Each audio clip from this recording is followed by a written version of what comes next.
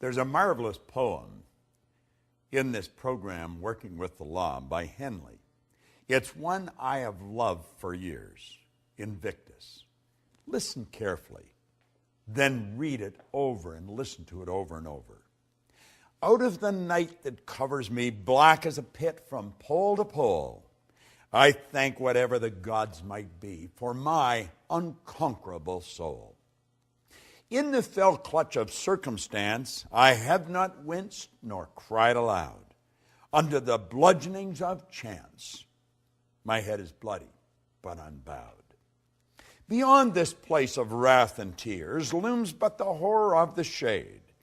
And yet this menace of the years finds me and shall find me unafraid. It matters not how strait the gate, how charged with punishment the scroll. I am the master of my fate. I am the captain of my soul. And you know, you can say that exactly the way Henley wrote it, by working in harmony with these laws, and especially the law of obedience. Now, a lot of people grow up and they don't want to be obedient, and you're going to find some of the greatest leaders in the past. If you studied their lives according to society, they were definitely not very obedient. Many of them spent time in jail. They didn't follow the rules of the land always. But you know, they were obedient to the laws of nature, or they would have never accomplished what they did. Halliwell said that you should be a builder, and to him is given all the materials out of which to construct the kind of life you desire to live. You build in wisdom or in ignorance, according to your obedience, according to your understanding of a divine law and the use of it in your daily life. Now, you know, being obedient is not always an easy thing to do, but it's always rewarding.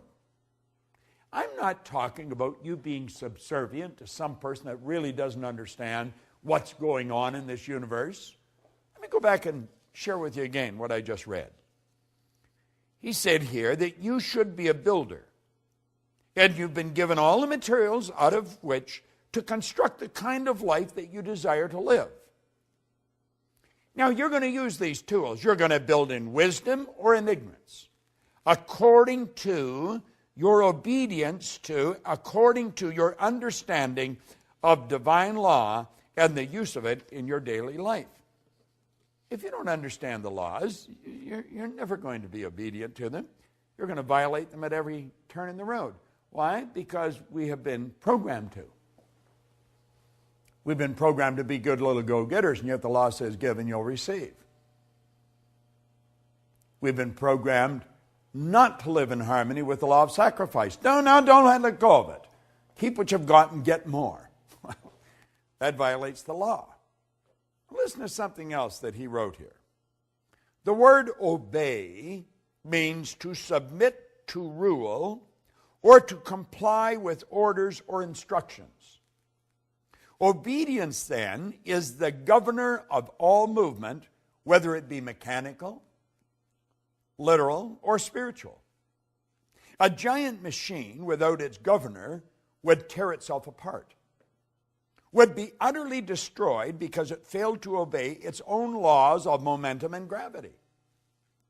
An intellectual giant who fails to comply with the laws of learning will become as an idiot.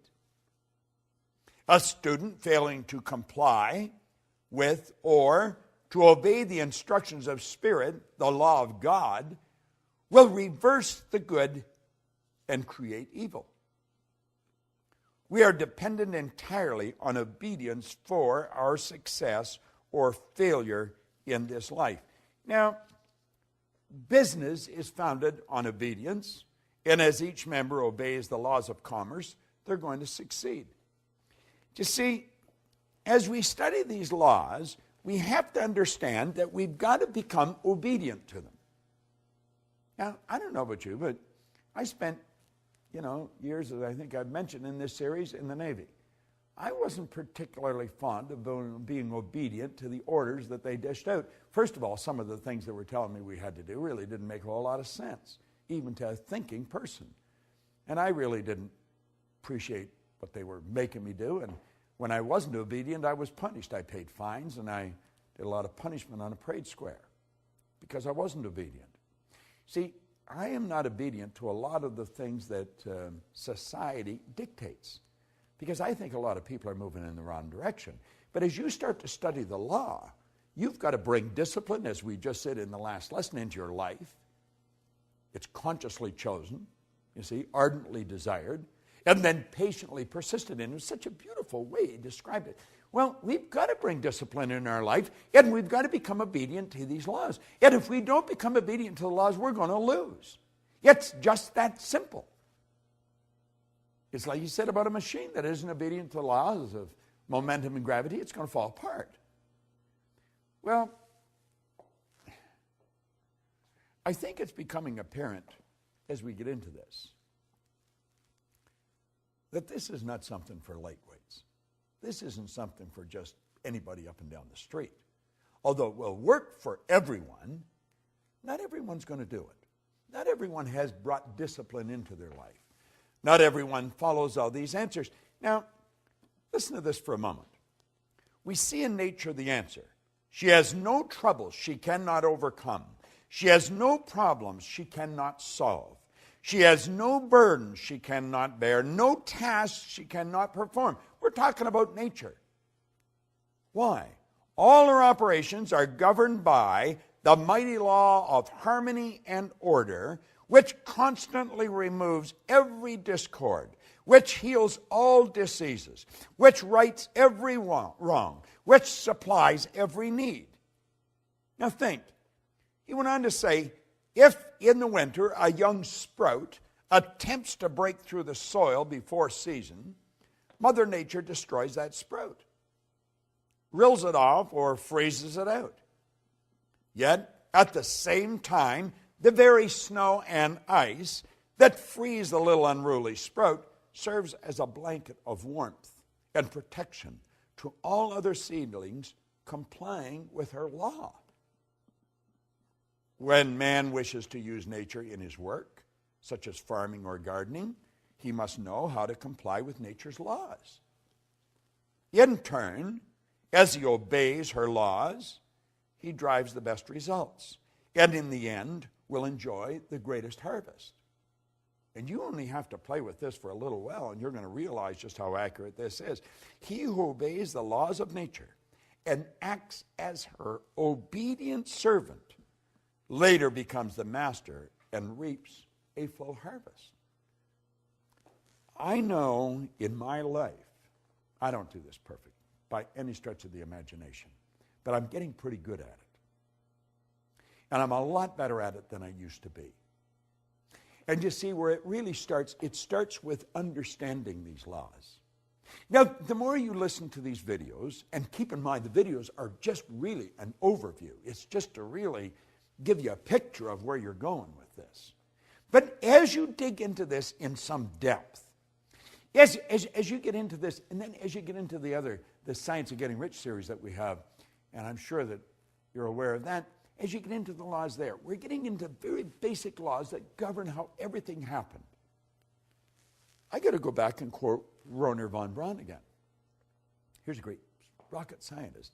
He said that these laws are so precise that we don't have any difficulty building spaceships, sending people to the moon, and we can actually time the landing with the precision of a fraction of a second. Now think of this for a moment. I want you to think of your health. Think of your health for a moment. Just think the health of your body. Now I want you to think of your finances, the amount of money you earn. Now I want you to think of your friends, your social life. Think of your own family, your family. Think of every aspect of your life and understand this. Every aspect of it can be better if you live in harmony with the laws. Now, do you know, by doing this, You could be accused of being selfish. I like the way Oscar Wilde put it. He said, selfishness is not living as one wishes to live. Selfishness is asking others to live as one wishes to live. There's a lot of selfish parents. There's a lot of selfish people. They want people to live the way they want to live. You've got to be true to yourself. If I want to be free, I've got to be me. I've got to be obedient to these laws, and the more obedient I become, the more I'm going to win. But it's based on understanding, and understanding only comes one way. If there's another way that you know of, let me know, because I've been looking for a long time. You must understand these laws to live in harmony with them. Understanding only comes through study. Study these laws. Dig into this program. I guarantee you, you will be so happy that you do. And then share it with as many people as possible. You're going to love the next one. The law of success. It's a beauty. This is Bob Proctor. Thank you.